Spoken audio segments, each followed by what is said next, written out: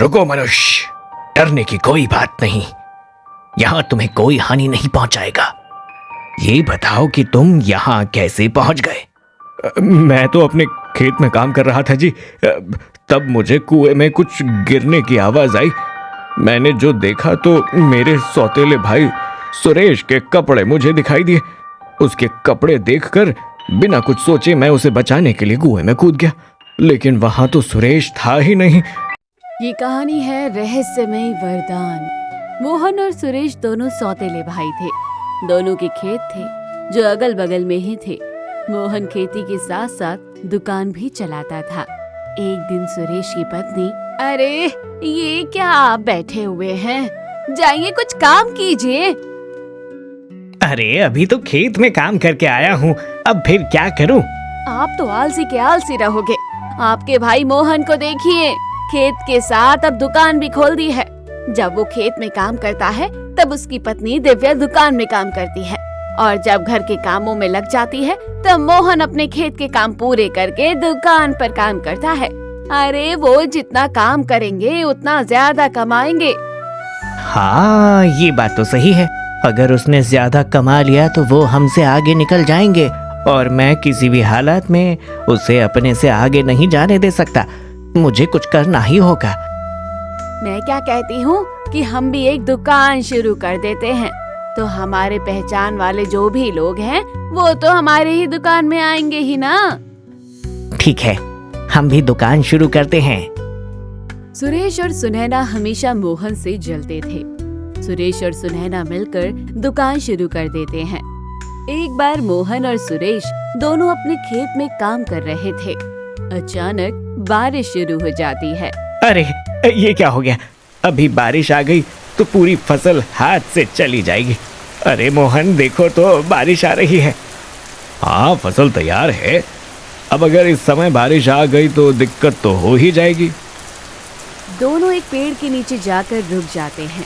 कुछ देर बाद बारिश रुक जाती है। अरे ये तुम इतनी आसानी से कैसे कह सकते हो?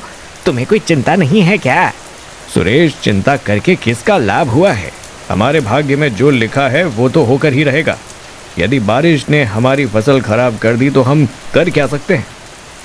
दोनों एक पेड़ के नीचे जाकर रुक जाते हैं। कुछ देर बाद बारिश रुक जाती है।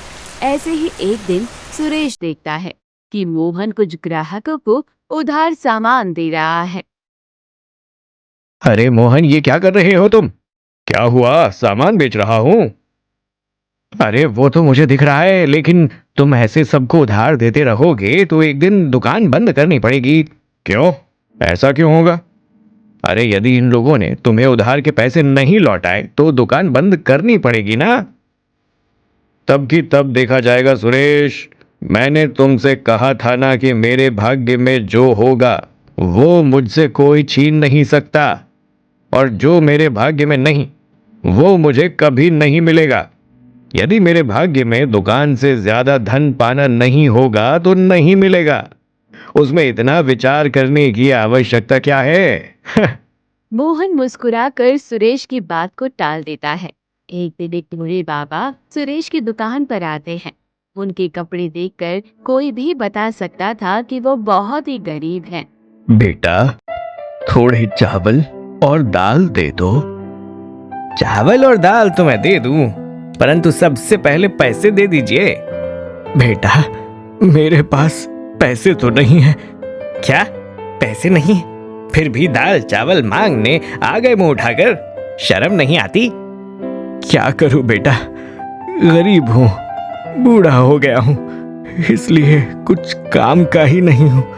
इसलिए बेटे बहू ने भी घर से निकाल दिया है बाहर।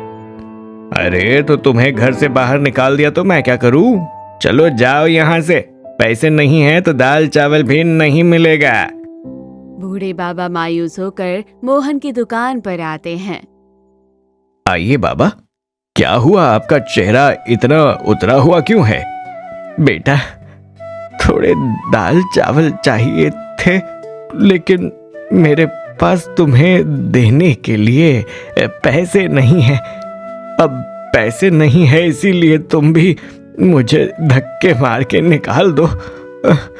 बहू बेटे ने तो घर से बाहर जाने के लिए मजबूर कर ही दिया है, तो अब बाकी किसी से क्या ही अपेक्षा करूं। नहीं बाबा, मैं आपको धक्के मारकर क्यों निकालूंगा? आप तो मेरे पिता की उम्र के हैं। आपको जो भी सामान चाहिए आप ले जाइए, और मुझे आपसे कोई पैसा नहीं चाहिए।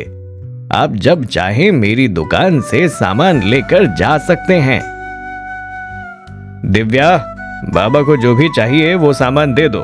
बाबा, ये लीजिए दाल और चावल, और यहीं बैठिए, मैं अभी आपके लिए चाय और कुछ खाने के लिए ले आती हूँ। मोहन की पत्नी दिव्या बाबा को चाय और खाने के लिए कुछ देती है। तुम्हारा बहुत बहुत धन्यवाद बेटी। आज इस भूखे को खाना खिलाकर तुमने पुण्य का काम किया है। बाबा, मेरे पति ने आपको अपने पिता का स्थान दिया है, तो आप मेरे भी पिता के स्थान पर हुए ना। आप आभार प्रदर्शन मत कीजिए। आप जैसे बुजुर्गों की सेवा करना तो हमारा कर्तव्य है। बूढ़े बाबा खाना खाकर खुश होकर चले जाते हैं। फिर बूढ़े बाबा कई बार मोहन की दुकान पर आने लगते हैं। उन्हें बार बार उसकी दुकान पर देखकर, अरे मोहन, ये बूढ़ा तो रोज तुम्हारी दुकान पर आता है, तुम क्या उसे मुफ्त में सामान देते हो? हाँ, वो बेचारे बूढ़े हो गए हैं। उनके बेटे ने भी उन्हें घर से निकाल दिया है। अब किसी को तो उनकी मदद करनी ही चाहिए ना। तुम सच में मूर्ख हो। किसी को उधार दे देते हो तो किसी को मुफ्त में खिला देते हो। तुम्हें धंधा करना आता ही नहीं है। ऐसी कोई बात नहीं है, मैं बस हर चीज में अपना मुनाफा नहीं देखता। सुरेश मोहन को हंसते हुए देखकर चला जाता है। कुछ दिन बीत जाते हैं। सुरेश और मोहन दोनों के खेत में अब फसल निकल जाती है। सुरेश और सुनैना दोनों अपने खेत में अपनी फसल देख रहे थे। अरे वाह, इस बार तो बहुत अच्छी फसल हुई है। अच्छा मुनाफा होगा इस बार हमें। तभी सुनैना की दृष्टि मोहन के खेत पर जाती है। मोहन के खेत में सुरेश की फसल से कई ज्यादा फसल होती है। अरे हमारा खेत छोड़िए, वो देखिए सामने मोहन का खेत कैसे लहरा रहा है। उसकी फसल तो हमसे कई गुना अधिक आई है। समझ नहीं आता कि ये मोहन हमेशा मुझसे आगे कैसे चला जाता है। इतनी फसल आई है इसकी भी इस बार। ये जरूर अपने घर की मरम्मत करवा कर ऊपर और कमरे बनवाएगा। नहीं, आप भी कुछ कीजिए, लेकिन ये हमसे आगे नहीं जाना चाहिए। हाँ, कुछ तो करना ही होगा। मोहन अपने खेत में आने से पहले सुरेश मोहन के खेत में पानी छोड़ देता है। अब आएगा मजा। कुछ देर के बाद ये मोहन रोते हुए अपने घर वापस आएगा, तब इसका चेहरा देखने लायक होगा। सुरेश और सुनैना दोनों हंसते हुए अपने घर चल देते हैं। इधर मोहन और दिव्या अपने खेत में आते हैं। अपने खेत में आई हुई फसल को देखकर दोनों बहुत खुश हो जाते हैं। आपकी मेहनत ने रंग दिखाया है जी। इतनी अच्छी फसल हमारी आज से पहले कभी नहीं हुई। मेहनत तो हम दोनों ने की है दिव्या, हम दोनों की मेहनत का फल है। चलो अब इस फसल को काटकर बेच देना होगा। मोहन और दिव्या दोनों अपने घर चले जाते हैं। दोनों अपने आंगन में बैठकर बातें कर रहे होते हैं। तब सुरेश अपने घर की खिड़की से उन्हें देखता है। अरे ये दोनों इतने खुश क्यों हैं? मुझे तो लगा था कि ये दोनों तो उदास चेहरे लेकर घर लौटेंगे, लेकिन ये दोनों तो मुस्कुरा रहे हैं। अरे अपने खेत की हालत देखकर दोनों को सदमा लगा होगा, इसलिए पागल हो गए होंगे। चलो हम जाकर मजा देखते हैं। सुरेश और सुनैना मोहन के पास आते हैं। अरे मोहन, क्या हुआ? इतना कैसे मुस्कुरा रहे हो दोनों? अरे भाई सुरेश, इस बार बहुत अच्छी फसल हुई है। अरे वही फसल देखकर मैं खुश हो गया हूं। अच्छा, तुमने अपने पूरे खेत को ध्यान से देखा ना? हाँ हाँ, पूरे खेत को देख कर ही आया हूँ, इसीलिए तो देर हो गई। अब कल से फसल काटने के काम पर लग जाऊंगा। अच्छा, खेत में कोई समस्या तो नहीं है ना? अरे नहीं नहीं, समस्या क्यों होगी? कोई समस्या नहीं है, फसल एकदम ठीक है। सुरेश और सुनैना दोनों अपने घर आकर ये दोनों इतने खुश कैसे हैं? अरे ये दोनों इतने खुश क्यों हैं? मुझे तो लगा था कि ये दोनों तो उदास चेहरे लेकर घर लौटेंगे, लेकिन ये दोनों तो मुस्कुरा रहे हैं। यहाँ बैठकर सोचने से अच्छा वहीं जाकर देखा है क्या? हाँ चलो। सुरेश और सुनैना दोनों मोहन के खेत में आते हैं। मोहन का खेत सच में लहरा रहा था और उसका कोई नाश नहीं हुआ था। फिर सुरेश और सुनैना अपने खेत में आते हैं। उनके खेत को देखकर दोनों की आंखें खुली की खुली रह जाती हैं। सुरेश ने जो पानी मोहन के खेत में छोड़ा था, उसने अपना रास्ता मोड़ लिया था। वो पानी सुरेश के ही खेत में चला गया था। सुरेश के पूरे खेत में पानी भर गया था और उसकी फसल खराब हो गई थी। उसके साथ उसके पास के हरिया और बिरजू के 2 खेतों की फसल भी खराब हो गई थी। अरे ये क्या हो गया? ये तो हमारी ही फसल खराब हो गई है। बिरजू और हरिया भी अपने खेत में पानी भरा हुआ देखकर सर पर हाथ धरे बैठे हुए थे। तभी वहाँ मोहन आता है। अरे क्या हुआ भाइयों, तुम सब ऐसे परेशान क्यों बैठे हो?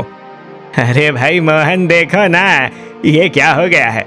इतनी अच्छी फसल आई थी हमारी और इस पानी ने पूरी फसल को खराब कर दिया है। अरे हमारी महीनों की मेहनत पर पानी फिर गया है। पता नहीं वो कौन था जिसने इस पानी को हमारे खेत में बहा दिया। अब हम क्या करें? सारी फसल का नाश हो गया। अब ना हम घर के लिए कुछ बचा सकते हैं, ना कुछ बेच सकते हैं। अरे अरे तुम दोनों क्यों रोए जा रहे हो? मेरे भी तो खेत का नाश हो गया है। मोहन भाई देखो, मेरे खेत में भी पानी भर गया है। मुझे तो लगता है कि किसी ने जानबूझकर हमारे खेतों में पानी छोड़ दिया होगा। ऐसा कौन करेगा सुरेश? गलती से किसी का पानी का नल खुला रह गया होगा। अब तो ये सोचना होगा कि तुम्हारी समस्या का इलाज क्या किया जाए। समस्या तो बहुत बड़ी है मोहन भाई। अब फसल खराब हो गई है, हमें तो पूरे साल दिक्कतों का सामना करना पड़ेगा। अब तो साहूकार से कर्जा भी नहीं मांग सकते। कर्जा लेकर चुकाएंगे कैसे? पूरी फसल का तो नाश ही हो गया। तुम लोग चिंता मत करो, मेरी फसल इस बार अच्छी आई है। तुम तीनों मेरे खेत की फसल ले जाओ, जितनी भी तुम्हें जरूरत है, बाकी मैं अपने लिए रख लूंगा। अरे मोहन, हम तीनों तुम्हारी फसल ले जाएंगे तो बची हुई फसल में तुम क्या करोगे? तुम्हें भी तो कुछ कमाना है। आखिर तुमने भी तो कितनी मेहनत की है। कमा तो फिर अगले साल भी सकता हूं हरिया, लेकिन अभी तुम्हारी समस्या का निवारण करना भी ज्यादा जरूरी है। फिर मोहन सुरेश, हरिया और बिरजू को अपने खेत की फसल दे देता है। कुछ दिनों के बाद मोहन की दुकान पर। मोहन, 15 दिनों बाद मेरी बेटी की शादी है। बहुत से बाराती और मेहमान आएंगे। उनके लिए किराने का जितना भी सामान लगेगा वो सब भेज देना। ये लो सामान की सूची। सारा सामान बराबर भेज देना, कुछ भी छूटना नहीं चाहिए। ये लो आधे पैसे रख लो, बाकी शादी के बाद दे दूंगा। अरे साहूकार जी, पैसे की कोई जल्दी नहीं है, लेकिन सामान की सूची तो बहुत बड़ी है। इतना सामान अभी मेरे दुकान में नहीं है, मुझे दूसरे शहर जाकर लेकर आना पड़ेगा। 2 दिनों में सामान आपके हवेली पर पहुंचा देता हूं। सुरेश देखता है कि मोहन को साहूकार की बेटी की शादी का इतना बड़ा काम मिला है। ये देखकर सुरेश गुस्से से आग बबूला हो जाता है और घर आ जाता है। अरे क्या हुआ? इतने गुस्से में क्यों हो? गुस्सा नहीं करूं तो क्या करूं? उस मोहन को साहूकार ने अपनी बेटी की शादी का सारा सामान भेजने को कहा है। सोचो उसे कितना मुनाफा मिलेगा। अरे मेरी भी तो दुकान पास ही है, लेकिन वो साहूकार मेरे पास नहीं आ सकता था। अरे अब उसने आपको नहीं कहा वो छोड़िए, ये सोचिए कि मोहन का काम कैसे बिगाड़ें। नहीं, अभी उसका सिर्फ काम नहीं बिगाड़ना है, उसे हमेशा के लिए ही रास्ते से हटाना पड़ेगा। एक बार मोहन मर गया तो दिव्या के लिए कुछ नहीं कर पाएगी, फिर उसकी दुकान भी हमारी हो जाएगी। मैं कुछ सोचता हूँ। अगले दिन जब मोहन अपने खेत में काम कर रहा था, तब सुरेश चुपके से आकर अपने कपड़ों में एक बड़ा सा पत्थर लपेट देता है। फिर वो उस पत्थर को कुएं में फेंक देता है। कुएं में कुछ गिरा है, ये सोचकर मोहन भागता हुआ कुएं के पास जाता। अरे ये क्या, ये तो सुरेश के कपड़े हैं। कहीं सुरेश तो कुएं में नहीं गिर गया? मुझे कुछ भी करके उसे बचाना चाहिए। ऐसा सोचकर मोहन कुएं में कूद जाता है। असल में मोहन को तैरना नहीं आता था। यही सोचकर कि मोहन कुएं में कूदकर डूब जाएगा, सुरेश ने अपनी चाल चली थी। मोहन कुएं में कूद जाता है, लेकिन वो डूबने लगता है। वो अपने हाथ पैर मारने लगता है। वो बहुत थक जाता है और बेहोश हो जाता है। मोहन कुएं के नीचे से नागलोक में पहुंच जाता है। उसे वहां पहुंचा हुआ देखकर कुछ नाग उसे पकड़ लेते हैं और उनके राजा नागराज के पास ले जाते हैं। ये मनुष्य यहाँ कैसे आ गया? नागलोक के सेवक बताते हैं कि ये पानी में डूब रहा था।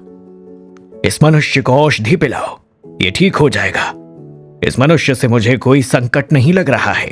सेवक मोहन को औषधि पिलाता है। कुछ देर में मोहन को होश आता है। ये मैं कहाँ आ गया?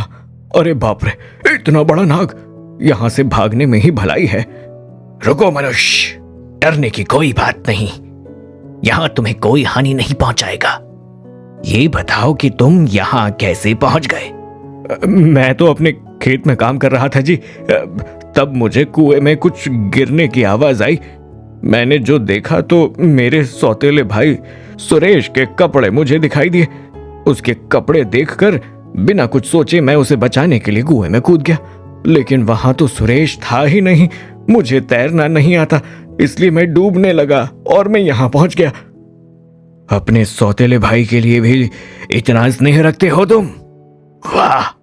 क्या नाम है तुम्हारा और किस खानदान से हो तुम? नागराज, मेरा नाम मोहन है। मेरे परदादा नाथूलाल जी ने हमारा खेत और कुआं बनवाया था। इस कुएं का पानी कभी कम नहीं होता, लेकिन इस कुएं के नीचे नागलोक है, ये मुझे पता नहीं था। तुम नाथूलाल के परपोते हो? हाँ नागराज, आप उन्हें जानते हैं? हाँ, तुम्हारे परदादा जी के बहुत उपकार हैं हमारे नागलोक पर। हमारे परदादा जी के उपकार? मैं कुछ समझा नहीं नागराज। ये बहुत पुरानी कहानी है। जब तुम्हारे परदादा नाथूलाल अपना खेत जोत रहे थे, तब हमारे नागलोक के उस समय के नागराज को कुछ मनुष्यों ने पकड़ लिया था। उनके माथे पर भी वैसा ही दिव्य मणि था जैसा मेरे माथे पर है। उन मनुष्यों को वो दिव्य मणि प्राप्त करना था, इसीलिए नागराज को मारने के लिए कुल्हाड़ी और डंडे लेकर आए थे। नागराज ने तुम्हारे परदादा नाथूलाल से सहायता मांगी।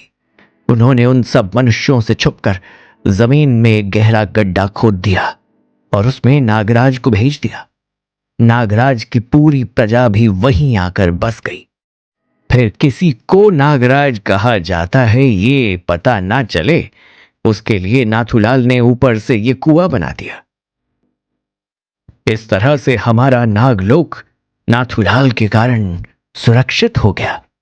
यदि उस समय नाथूलाल सहायता ना करते तो आज वो दिव्यमणि किसी दुष्ट के पास होती और वो उसका दुरुपयोग कर रहा होता। ये कहानी तो मैंने भी कभी नहीं सुनी है। शायद किसी को इस बात का पता ना चले, इसीलिए दादाजी ने उसका जिक्र नहीं किया होगा। अवश्य ऐसा ही हुआ होगा। फिर मोहन को नागराज एक छोटी सी डिब्बी देते हैं। उस डिब्बी से सुनहरे रंग की रोशनी आ रही थी। मोहन, ये मेरी तरफ से तुम्हारे लिए एक उपकार है। मेरे विचार से कोई जानबूझकर तुम्हें समस्या में डालने का प्रयत्न कर रहा है। इस डिब्बी में एक दिव्य रत्न है। तुम इस डिब्बी को अपने घर में रख दो। तुम पर जो भी संकट या समस्या आने वाली है वो सब दूर हो जाएगी। तुम्हें कभी किसी चीज की कोई कमी नहीं होगी। ये मेरा वरदान है तुम्हें। धन्यवाद नागराज। मोहन घर आ जाता है और दिव्या को सब कुछ बताता है। फिर वो उस डिब्बी को घर के एक कोने में रख देते हैं। मोहन अपनी दुकान पर जाने लगता है। उसे जिंदा देखकर सुरेश बोलता है, अरे ये फिर बच गया। समझ नहीं आता किस मिट्टी का बना है। जितनी बार कोशिश करता हूँ हर बार उल्टा ही हो जाता है। अगले दिन मोहन अपनी बैलगाड़ी तैयार कर रहा था। तब अरे मोहन, बैलगाड़ी तैयार करके कहीं जा रहे हो क्या? हाँ, साहूकार जी के हवेली पर सामान पहुंचाना है ना, इसलिए शहर जाकर और सामान लेकर आना होगा, इसीलिए शहर जा रहा हूँ। अच्छी बात है, अब साहूकार का काम है तो करना ही चाहिए ना। मोहन कुछ काम से अंदर जाता है। यही मौका है, इसकी बैलगाड़ी के पाए के पेच ढीले कर देता हूँ। थोड़ा आगे जाने के बाद बैलगाड़ी लड़खड़ाने लगेगी और ये नीचे गिरकर उसी पाए के नीचे आकर मर जाएगा। सुरेश अपने आसपास कोई ना देखकर वो उसकी बैलगाड़ी के पेंच को ढीला कर देता है। मोहन बैलगाड़ी लेकर चला जाता है। कुछ दूर जाने के बाद बैलगाड़ी लड़खड़ाने लगती है। तभी रास्ते में एक गड्ढा आ जाता है और बैलगाड़ी का पहिया उसमें फंस जाता है।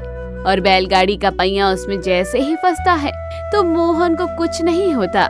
सुरेश ये सब दूर से देखता है और मोहन फिर से कैसे बच गया ये सोचकर उसे गुस्सा आने लगता है। मोहन सही सलामत शहर जाकर सामान लेकर आता है। उसका पूरा दुकान साहूकार के सामान से भरा हुआ था। जी, अब बहुत रात हो गई है, आप कल सुबह जल्दी जाकर साहूकार जी को सामान देकर आ जाना। हाँ हाँ, ये ठीक है, वैसे भी बहुत थक गया हूँ। मोहन और दिव्या अपने घर चले जाते हैं और सुरेश और सुनैना एक बक्सा लेकर उनकी दुकान के पास जाते हैं। चलो, ये घर चला गया, अब ये सुबह तक नहीं आएगा। अरे आप क्या करने वाले हैं, ये तो बताइए। मैंने इस मोहन के बच्चे को मारने की कोशिश तो बहुत की, लेकिन ये हर बार बच जाता है। अब मैं इसके सामान का ही नुकसान हो ऐसी योजना लाया हूँ। इस बक्से में बहुत सारे चूहे हैं। ये सारे चूहे मोहन के दुकान में जो सामान है उसका सत्यानाश कर देंगे। साहूकार मोहन से गुस्सा हो जाएगा और उसका दिया हुआ पैसा वापस लेकर चला जाएगा। फिर तो उसे हमारी दुकान पर ही आना पड़ेगा। अरे वाह, ये हुई ना पते की बात। चलो अब देर किस बात की, छोड़ दो चूहों को दुकान में। सुरेश बक्सा खोलता है और चूहों को मोहन की दुकान में छोड़ देता है। दोनों छुपकर देखने लगते हैं। तभी वहाँ एक बहुत बड़ा सांप आता है। सांप दुकान में घुस जाता है और सारे चूहों को खा लेता है। चूहों को खाकर सांप अपने रास्ते से चला जाता है। अरे ये क्या हुआ? ये सांप ऐन मौके पर यहाँ कहाँ से आ गया? हाँ देखिए तो, वो सांप इस तरह से आया और चूहों को खाकर चला गया, जैसे किसी ने उसे यही काम करने के लिए भेजा हो। ये मोहन ना पक्का कोई वरदान लेकर आया है जो हर बार छूट जाता है। मुझे तो समझ में नहीं आ रहा है कि ऐसा क्या करूं कि इस मोहन का सर्वनाश हो जाए। कितनी कोशिश कर ली, लेकिन ये है कि मरता ही नहीं है, ना इसका कोई नुकसान होता है। मैं कह ही रही हूँ आपको, कोई तो रहस्य है इस मोहन का जो हमें नहीं पता है। पता करना पड़ेगा। मैं कल ही उसके घर जाकर देखता हूँ। अरे ओ सुरेश, आज यहाँ कैसे आ गए? अरे कुछ नहीं भाई, कितने दिनों से देख रहा हूँ तुम पर कोई ना कोई मुसीबत आती ही जा रही है, तो सोचा कि एक बार आकर मिल ही लूं। सुना है उस दिन तुम्हारी बैलगाड़ी का पाया जमीन में धंस गया था। हाँ भाई, मुसीबत तो आती है, लेकिन वो भी पार हो जाती है। अब ईश्वर की मर्जी के आगे किसी का क्या चलता है। मैं तो हमेशा ही ये सोचकर खुश रहता हूँ कि भाग्य में जो है वो होकर ही रहेगा। हाँ, तुम्हारी ये बात तो सही है। सुरेश मोहन के घर को ध्यान से देखने लगता है। तब उसे वो डिब्बी दिखाई देती है जिससे वो सुनहरी रोशनी आ रही थी। अरे ये कैसी रोशनी है? कोई अनोखी चीज है क्या इस डिब्बी में? मोहन ये क्या है? अरे ये कुछ नहीं, ऐसे ही रखा है वहां पर। तुम बताने से कतरा रहे हो, इसका मतलब जरूर कोई रहस्य है इस डिब्बी में। अरे नहीं, क्या रहस्य हो सकता है, ऐसी कोई बात नहीं है। मोहन, मैं तो तुम्हारा भाई हूँ, सौतेला ही सही, लेकिन हमारे पिता तो एक ही हैं। तुम मुझे भी नहीं बताओगे क्या? बताने जैसी कोई बात ही नहीं है, तो क्या बताऊं? मोहन, तुम्हें हमारे पिताजी का वास्ता, बताओ ना, क्या बात है? पिताजी की दास्तां ये सुनकर मोहन चुप हो जाता है और सुरेश को नागराज के वरदान के बारे में सब कुछ बता देता है। सुरेश अपने घर चला जाता है। सुनैना, मुझे उस रहस्य के बारे में पता चल गया है। मोहन के खेत में जो कुआं है ना, उस कुएं के नीचे नागलोक है। उस दिन जब मोहन कुएं में गिरा ना, तो ये नागलोक में पहुंच गया था। उसी नागलोक के राजा ने उसे एक दिव्य रत्न दिया है, जिसके कारण उस पर किसी भी समस्या या संकट का कोई असर नहीं हो रहा है। अच्छा, तो आप भी नागलोक जाकर वो रत्न लेकर आइए ना। जैसे मोहन इस खानदान का बेटा है, वैसे ही आप भी हो। नागराज आपको भी तो कुछ देंगे। तुम्हारी बात तो सही है, मैं कल ही कुएं में कूद जा। अगले दिन सुरेश कुएं में कूदकर नागलोक पहुंच जाता है और अपनी पहचान बताता है। फिर अच्छा, तो तुम वही है जिसके प्राणों की रक्षा करने के लिए तुम्हारा भाई मोहन इस कुएं में कूद गया था। हाँ, मैं वही हूँ। पता नहीं उस दिन किसने मेरे भाई मोहन के साथ ऐसा गंदा मजाक किया था। वो कुएं में कूद गया। उसने तो ये भी नहीं सोचा कि उसे तैरना भी नहीं आता। वो तो अच्छा हुआ कि वो कुएं में डूबा ही नहीं। आपके आशीर्वाद और वरदान के कारण वो खुशी से अपना जीवन जी रहा है।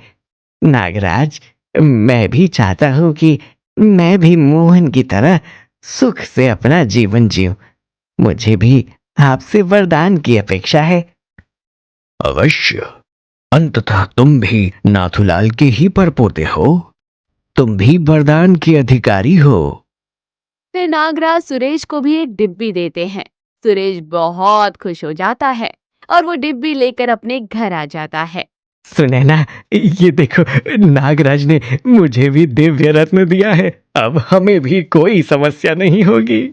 सुरेश वो डिब्बी खोलता है। उस डिब्बी के अंदर एक कोयला होता है, जिससे काली रोशनी निकलकर सुरेश के पूरे घर में फैल जाती है। ये क्या हो रहा है? हमारे घर में ये अंधेरा क्यों छा गया अचानक? अरे, तुम वरदान लेकर आए हो या श्राप? ये क्या दे दिया तुम्हें उस नागराज ने? तभी उस कोयले से आवाज आती है कि तुमने आज तक किसी का भला नहीं किया है।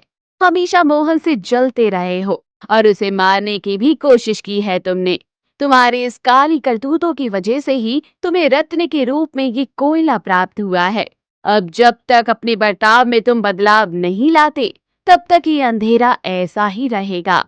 जब तुम सुधर जाओगे, तभी अंधेरा गायब होकर सुनहरी रोशनी में बदल जाएगा और फिर रत्न का लाभ तुम्हें भी होने लगेगा, जैसे मोहन को हो रहा है। जी अवश्य, मैं आज से अपने सारे बुरे काम छोड़ दूंगा और कभी मोहन के प्रति जलन नहीं रखूंगा। अपना काम मेहनत और ईमानदारी से करूंगा। तो दोस्तों, कहानी यही खत्म होती है। कहानी कैसी लगी कमेंट बॉक्स में जरूर बताइए। चैनल को जरूर सब्सक्राइब कीजिए।